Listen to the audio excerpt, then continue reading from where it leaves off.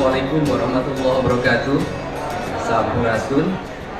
Yang saya hormati, saya muliakan dan saya banggakan senior saya, Wakil Menteri Pertanian, doktornya baru seminggu kalau nggak salah. Kemudian juga Komisaris Utama Danantara, juga tokoh pers Indonesia yang saya pahami hari ini. Selamat datang di Jawa Barat, tepatnya di Cikampek, tepatnya di Pupuk Kujang. Pupuk Kujang itu ada artinya bahwa keberhasilan pertanian itu harus dipupuk hujan. Dipupuk hujan itu artinya dipupuk oleh diri sendiri, membangun kemandirian pertanian, menggunakan bahan baku di dalam negeri, dikelola oleh tenaga ahli dalam negeri, pabriknya di dalam negeri. Kalau untuk jangan jalan-jalan ke luar negeri, jalan-jalannya tetap di dalam negeri. Baru bisa hujan. Yang luar negeri cukup Pak Presiden aja, karena manfaatnya besar bagi hubungan internasional. Yang saya hormati Pak pimpinan dari Danantara, saya ucapkan terima kasih atas kehadirannya. Pak Direktur Utama Pupuk Indonesia, kemudian juga seluruh pimpinan daerah Provinsi Jawa Barat, Forkopimda, Wakil Bupati Kerawang, dan seluruh hadirin yang ada pada kesempatan siang hari ini. Yang pertama, atas nama rakyat Jawa Barat, saya mengucapkan terima kasih pada Pak Presiden dan jajaran Kementerian Pertanian bahwa untuk dunia pertanian hari ini, terutama para petani beras, hari ini, tahun ini adalah tahun yang sangat istimewa. Yang pertama adalah Tuhan memberikan anugerah musim hujannya sepanjang tahun. Dampak dari musim hujan sepanjang tahun, kami bisa menanam 2-3 kali dalam setahun. Saya termasuk petani, hari ini lagi menanam yang musim yang ketiga. Kemudian yang kedua adalah kami menikmati harga jual gabah yang relatif mahal sepanjang sejarah. Harga gabah basah itu diterima di pinggir sawah Rp700.000 per kuintal atau Rp7.000 per kilogram. Dulu yang kering saja itu hanya kisaran 500, 450. Hari ini sudah 700 yang basah, yang keringnya bisa 900. Kemudian ya berikutnya juga kami menikmati ketersediaan pupuk yang tidak usah bertengkar, tidak usah disidak oleh Komisi 4. Ini ada Pak Sekjen, Kementan saya tukang marah tapi nyidak ke Jawa Tengah. Bahwa suasana seperti ini tentunya memberikan harapan yang besar agar generasi muda melirik kembali dunia pertanian, khususnya tanaman pangan. Sebagai gubernur saya tegaskan bahwa sudah selayaknya para petani disubsidi. Kenapa? Petani bukan hanya menyediakan produk pangan yang tercukupi untuk kebutuhan dalam negeri. Petani juga bukan hanya menggerakkan sistem ekonomi yang berputar dalam setiap waktu. Kenapa petani berputar setiap waktu? Karena bayaran nyangkut, bayaran traktor, bayaran yang pupuk, bayaran yang aramet, orang Sunda bilang moyos atau menyiangi padi, tidak ada yang dianjuk atau diutang. Semuanya tunai. Yang ketiganya adalah dengan jasa petani banjir terhindar. Oleh kita dibayangkan, andai kata seluruh kawasan Bekasi hilang sawahnya, andai kata seluruh kawasan Karawang hilang sawahnya, andai kata seluruh kawasan Subang hilang sawahnya, andai kata seluruh kawasan Indramayu dan Cirebon hilang sawahnya, andai kata di seluruh kawasan daerah pegunungan tidak ada sawah tapak siring yang dibangun, saya yakin hari ini bencana akan melanda luar biasa. Dan kalau bicara bencana, maka kita akan bicara tentang uang yang menggelontor tanpa berpikir profit, mengalir terus kalau untuk bencana, dan kemudian bisa mengganggu sektor yang lain. Untuk itu para petani bukan hanya memproduksi pangan, tetapi juga dia sudah mampu mengendalikan sebuah wilayah dari bencana.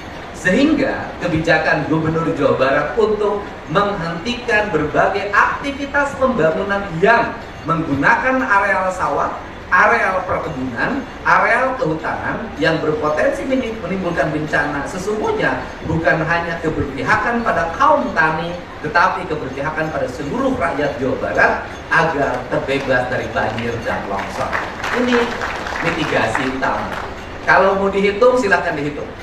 Kalau nggak ada sawah, banjirnya berapa? Nilai recovery bencananya berapa? Uang yang harus dikeluarkan untuk infrastruktur berapa dalam setiap tahun? Ditambah lagi berapa nyawa yang hilang, tidak akan bisa terhitung.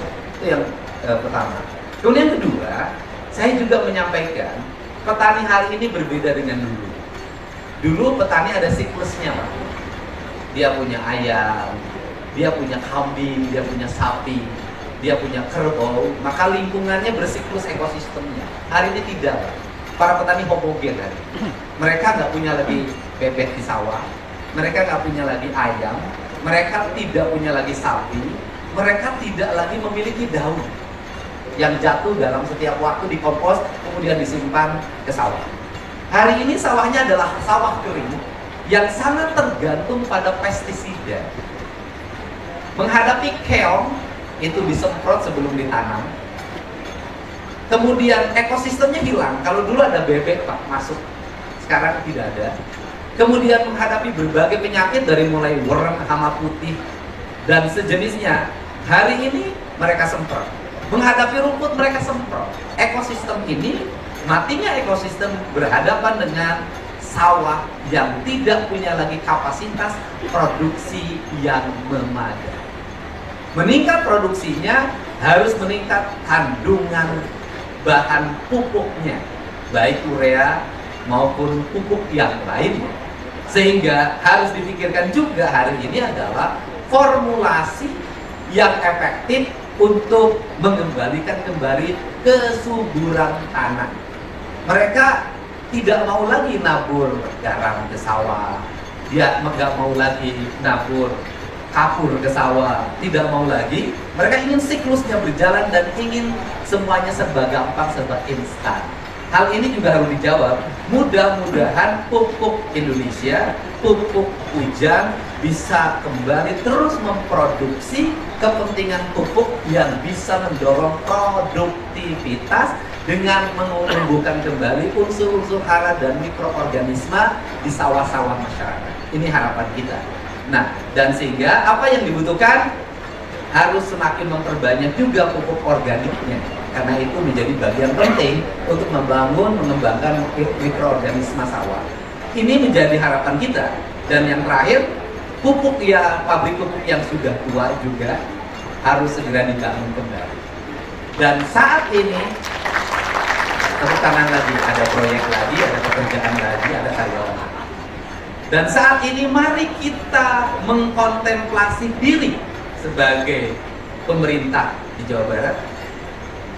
Kontemplasinya apa? Pak Harto pada zaman itu, pada saat uang belum banyak, pada saat perguruan tinggi belum sehebat sekarang, pada saat pemikir masih terbatas, pada saat masyarakat belum tertradisi bertani dengan PUTW, paritas unggul tahan worm. Saya kelahiran tahun 71, gaulnya sama PPL. Saya naik motor trail pertama dalam hidup saya, trailnya PPL, punya Bapak Tatang yang masuk ke desa. Dan zaman itu adalah PPL idola kaum gadis di desa. Termasuk kakak saya, hampir saja jadi istrinya PPL. Nah, idola itu zaman itu. Nah, motor yang paling bagus zaman itu adalah motornya PPL. Merek Honda Trail, kalau sekarang harganya 150 juta sekarang.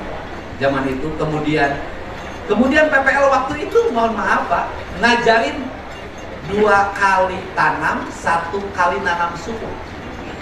Suku yang ditanam saya masih ingat suku gajah yang bijinya ada 3 dan 4. Saya diajarin untuk nanam itu sirkulasinya jalan, Pak.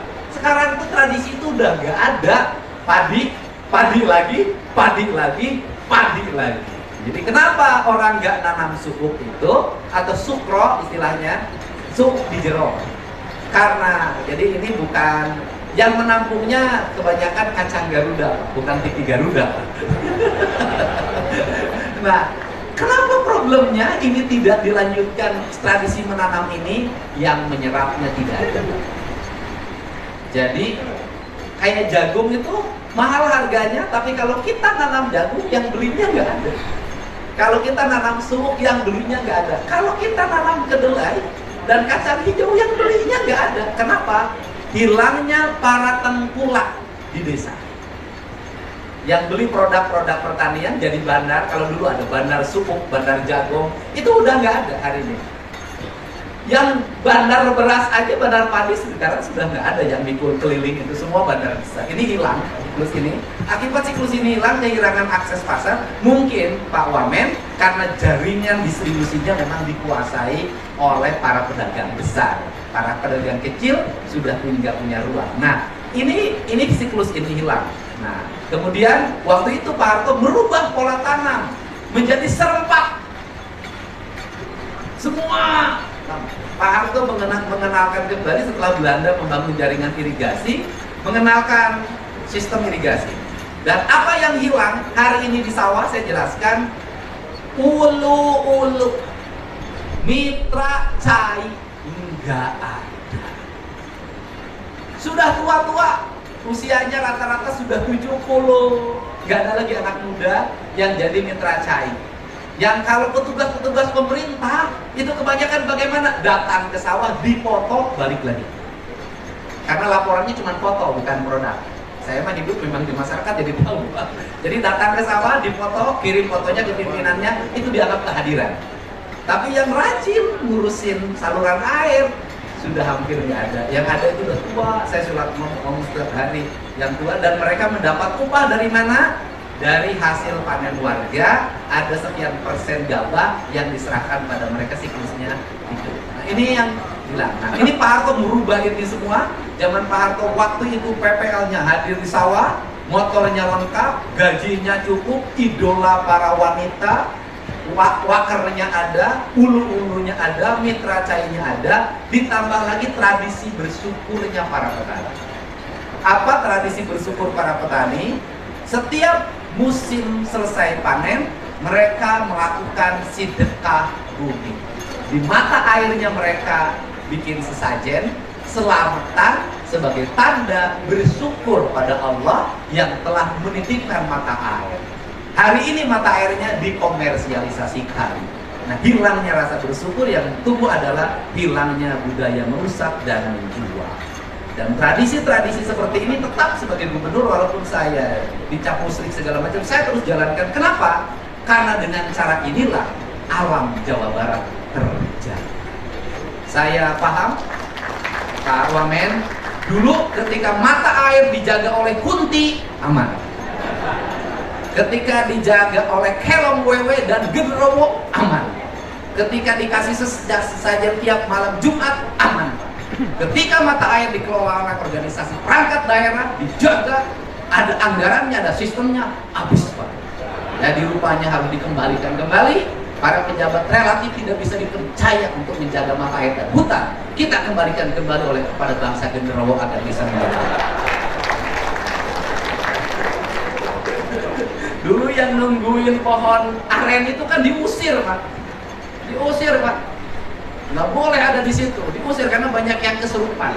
Ternyata setelah mereka pergi, ganti yang kesurupannya, yang usirnya. Ditebang itu pohonnya. Nah, mudah-mudahan kita tidak termasuk orang yang kesurupan. Nah, dan apa yang ingin saya sampaikan, Pak Harto di zaman itu mampu membangun sebuah industri pupuk yang mampu melipat gandakan produk pertanian, memperpendek umur tanam. Saya ngalamin nanam padi pelita umurnya 6 tahun, diganti dengan cisadane umurnya 6 bulan, diganti dengan cisadane umurnya hanya 4 bulan zaman itu. Setelah itu Cihera, sekarang Invari. Saya hafal 49, 32, hafal lah semuanya. Saya kan petani ya, Pak. Ini yang disebut dengan duga kaya kaya akan produk beras. Dan apabila zaman itu Pak Harto sudah bisa membangun industri pertanian baik, masa zaman sekarang kita tidak bisa membangun industri pupuk 10 kali lipat di zaman Pak Harto. Apalagi sudah ada Ini ada manajemen perusahaan BUMN holding kita, Danantara. Zaman Pak Harto belum ada Danantara, yang ada adalah Dana di Antara. Nah, sekarang sudah ada Danantara. Pabrik pupuknya harus lebih banyak, kualitas pupuknya harus lebih baik. Dan terakhir, walaupun saya nyawah, saya nanam padi setahun 3 kali, dipastikan gubernur tidak menggunakan pupuk subsidi. Saya tidak, dosa saya nggak mau. Tapi karena saya selalu banyak yang nontonnya, boleh Pupuk Indonesia menjadikan saya menjadi bintang iklan. Itu harganya harus nego. Boleh Pak, nanti boleh Nitroku, boleh saya promosikan. Tapi kontrak dulu, berapa kontraknya? Lebih viral dibanding bintang film. Apalagi hari ini kita bisa dagang pupuk sampai Malaysia.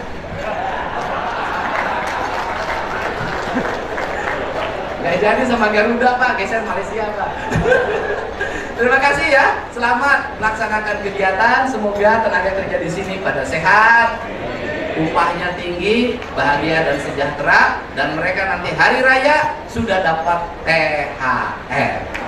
Terima kasih Pak Wamen, terima kasih banyak datang ke sini, bangun pabrik yang banyak di Jawa Barat selama saya jadi gubernur. Terima kasih. Wassalamualaikum warahmatullahi wabarakatuh. Sampurasun.